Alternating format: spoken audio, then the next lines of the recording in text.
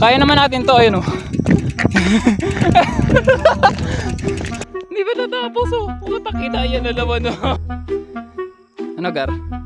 Okay ka lang Gar?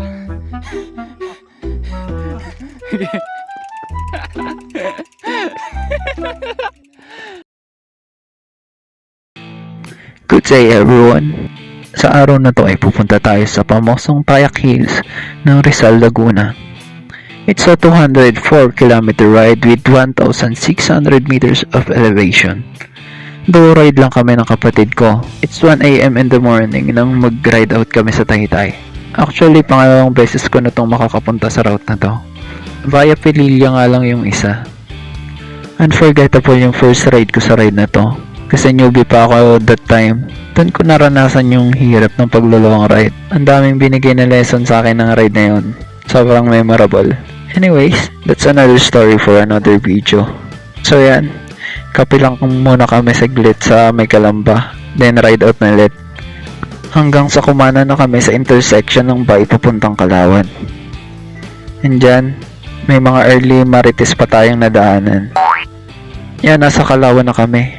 At naflatan pa nga ang ating bida-bida. After mag-patch ay nag-ride out na ulit kami. Nasa San Pablo na kami.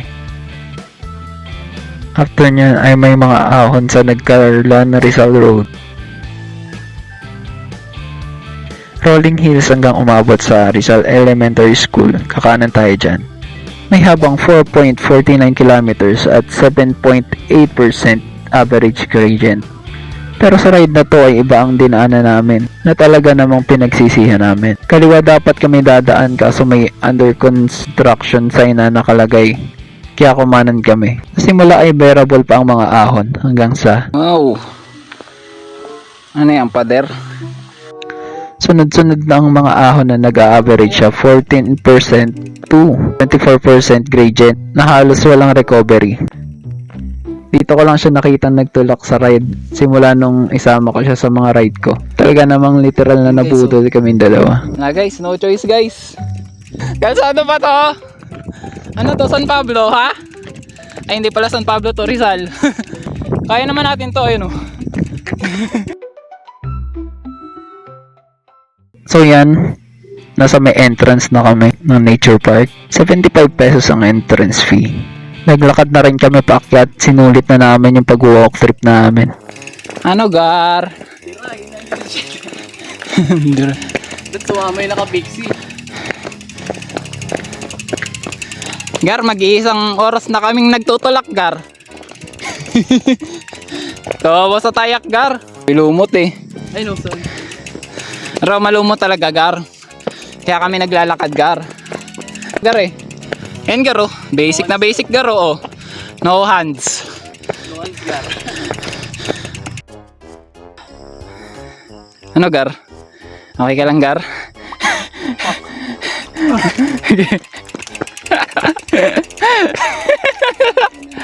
Tangina kalsada yan oh. Kanina pa to.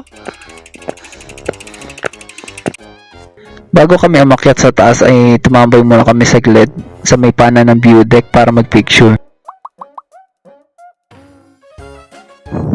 Gar, ahon tayo Gar. Ayan Gar oh.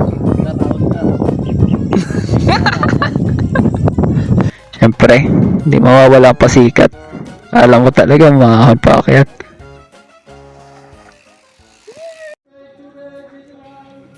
So yan, nandito na kami sa view deck. Sa harap ay makikita mo ang napakagandang view ng lalawigan ng Laguna. Sa likod naman ay ang matayog na Mount Banahaw. Siyempre, ang pinaka-attraction dito ay ang napakalaking cruise. Agad na kaming kumuha ng mga litrato at video. At di na rin kami nagtagal at bumaba na rin kami para umuwi. I just want to take this opportunity para magpasalamat sa mga nanonood sa akin. Nasa 1.3k views na ang second vlog na in-upload ko. Pasensya na kung medyo sablay yung delivery. Pero promise, magagamay ko din yan soon. And guys, I hope supportahan nyo pa din ako. May mga suggestions kayo, mag-comment lang kayo dyan sa comment section. Maraming salamat. And dyan guys, dito na natin tatapusin yung vlog number 3. This is LD, and see you next ride. Gago, mahuhulog pa. Putak